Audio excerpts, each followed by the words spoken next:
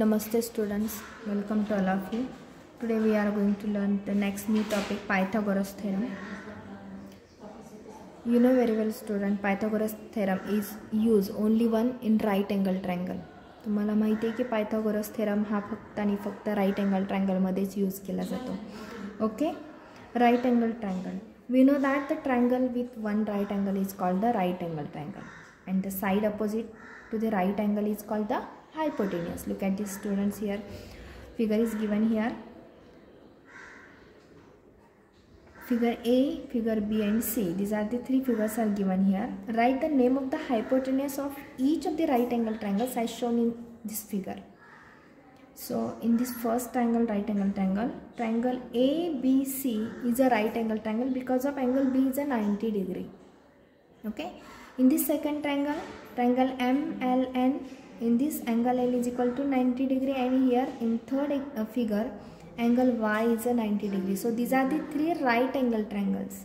Okay. So the hypotenuse of triangle ABC is a dash dash. काय असू शकतो याचा hypotenuse? तर हायपोटेन्यूस म्हणजे दोन साइड्सने जेव्हा काटकोन त्रिकोण कधी तयार होतो, दोन ज्या बाजू आहेत A B and B C, these are the two sides forming the right angle triangle. The opposite sides, या दोघांची जी अपोजिट साइड्स आहे, for example A C, the hypotenuse of triangle A B C is the A C. A C हा काय आहे, त्यांचा hypotenuse आहे. Okay, name of the hypotenuse is a A C. Then in second figure, right angle triangle MLN, in this triangle segment MN is the hypotenuse of this right angle triangle, and जो right angle triangle आहे त्याच्या opposite साइड्सची जी opposite side असते तो काय आहे, त्याचा हायपोटेन्यूस आहे. Like दिस opposite side याची angle Y is the 90 degree, त्याच्या अपोजिटची साईड दिलेली आहे, ती काय आहे, त्याची हायपोटेन्यूस आहे. हायपोटेन्यूसलाच आपण काय म्हणतो मराठीत, कर्ण. काटकोन त्रिकोणाचा कर्ण.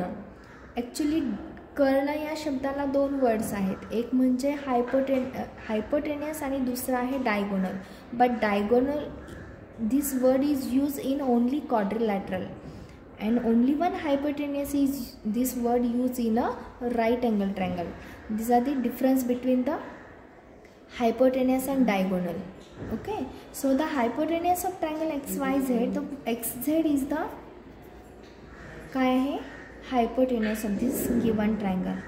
Okay, but actually what is meant by Pythagoras theorem? Actually Pythagoras theorem हे नक्की काय आहे, तर Pythagoras हा एक सायंटिस्ट होता आणि त्याने जो थेरम शोधून काढलेला आहे, की त्याने तो राईट अँगल ट्रायंगलमध्ये जो थेरम शोधून काढला आहे, त्याने त्याचं नाव दिलेलं आहे त्याला पायथागोरस. त्याने शोधून काढला आहे म्हणून. ॲक्च्युली तो थेरम काय तो आज आपण बघणार आहोत. So the statement of Pythagoras theorem is in a right angle triangle, the square of the hypotenuse is equal to the sum of the square of the other two sides. Listen carefully students, once again, in a right angle triangle, the square of the hypotenuse is equal to the sum of the square of the other two sides. म्हणजे कोणत्याही काटकोन त्रिकोणामध्ये जो हायपोटेन्यूसचा square आहे, म्हणजे कर्णाचा वर्ग आहे, हा त्या काटकोन त्रिकोणाच्या उरलेल्या ज्या दोन बाजू आहेत त्या दोन बाजूंच्या वर्गांच्या बेरजे इतका असतो. जे विधान काय तयार होईल की कोणत्याही काटकोन त्रिकोणात कर्णाचा वर्ग हा उरलेल्या दोन बाजूंच्या वर्गांच्या बेरजे इतका असतो. हे जे स्टेटमेंट आहे ते स्टेटमेंट आपल्याला प्रूव्ह करायचं आहे. प्रूव्ह करणार आहोत, त्यासाठी तुम्हाला इथे एक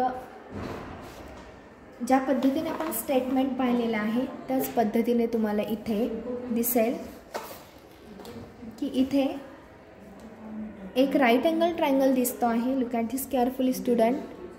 okay, in this right angle triangle A B C, B is the 90 degree and segment B C is the base of this right angle triangle. A B is the height of the right angle triangle and A C is the hypotenuse of this triangle. Okay, तर इथे आपल्याला एक formula तयार होतो. हायपोटेन्यूस जे आपण आता statement वापरलं त्या स्टेटमेंटवरून काय सांगतं की हायपोटेन्यूसचा square, that is hypotenuse square is equal to one side and another side, म्हणजे B C is the one side and A C is the A B is the another side.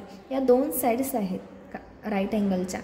या दोन्ही साईड्सच्या square, या दोघांची सम जितकी येते तितका तुमचा तो हायपोटेनियस असतो.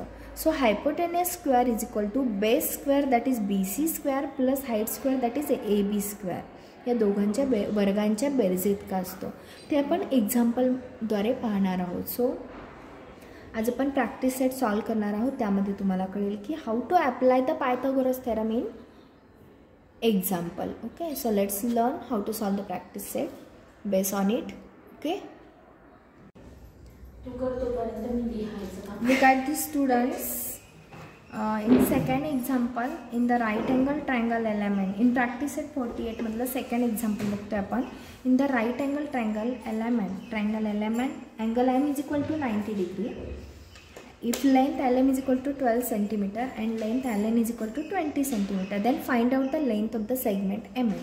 So first of all assume to draw a right angle triangle element. Okay, so मी इथे तुम्हाला आधी आपल्याला एक राईट अँगल ट्रायंगल ड्रॉ करावा लागेल. तो ट्रायंगल आहे LMN, but angle M is a 90 degree, so here write down M, LMNN.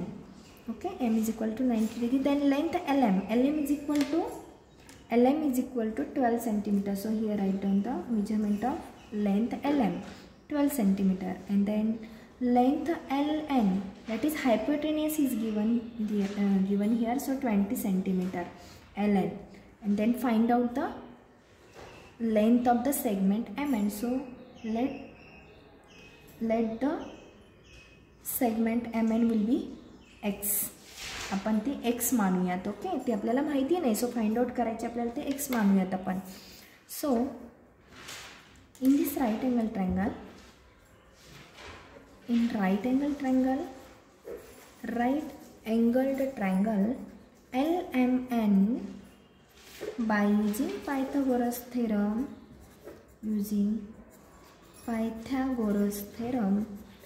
काय सांगतो पायथागोरस थेरम? की हायपोटेनियसचा square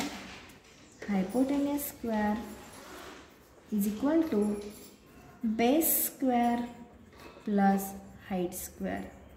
Okay, but you know very well student, here in this triangle hypotenuse is the ln, so ln square, so write down ln square is equal to base that is mn square plus height that is ln square. Okay, so ln ची value आपल्याला इथे दिलेली आहे, ln 20 centimetre दिलेली आहे.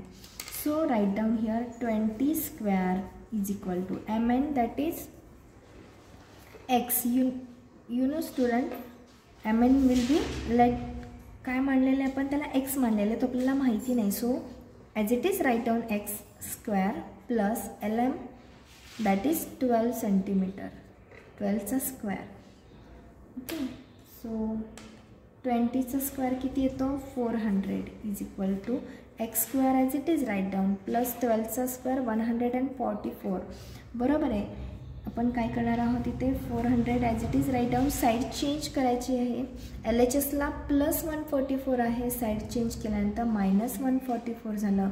As it is write down is equal to sign, then only one remaining X square term in RHS. फक्त आपल्याला RHSला फक्त एक्स स्क्वेअर ही टर्म राहील. बरोबर आहे. सो 400 मायनस 144, 400 मधून 144 वजा केले किती राहतात पहा, 256 is equal to X square. So इथे आपल्याला एक्स स्क्वेअरची व्हॅल्यू जर 256 असेल तर ओनली एक्सची काय असेल, that is by taking square root on both side. म्हणजेच आपल्याला काय करावं लागेल, by taking square root on both sides, okay, both sides आपल्याला स्क्वेअर रूट घ्यावा लागेल. सो काय येईल पहा, एक्स स्क्वेअरचा स्क्वेअर रूट आणि 256चं स्क्वेअर रूट किती येईल, 16चा वर्ग 256 येतो. बरोबर आहे. म्हणजे X is equal to 16. Square part असेल तर आपल्याला जमेल. ओके, सो इथे तुमची व्हॅल्यू काय येईल, देअरफॉर लेंथ एक्स आहे आपण मांडली आहे. एल एमची segment M N find out करायचं आहे. एम एन आपल्याला काही length M N is equal to 16 centimetre ही व्हॅल्यू आपल्याला मिळालेली आहे. या पद्धतीने आपण सेकंड एक्झाम्पल सॉल्व केलेलं आहे. Okay, look at this carefully student. या पद्धतीने आपण काय केलेलं आहे, हे एक्झाम्पल बघितलं आहे. तर या एक्झाम्पलचा आपण काय करायचं आहे, सराव करायचा आहे. तर प्रॅक्टिस एट 48 मधील आपण एक्झाम्पल 1 2 सॉल्व केलेलं आहे. 3 आणि 4 हे तुम्हाला काय दिलेले आहे, होमवर्कसाठी दिलेलं आहे. Okay, thank you.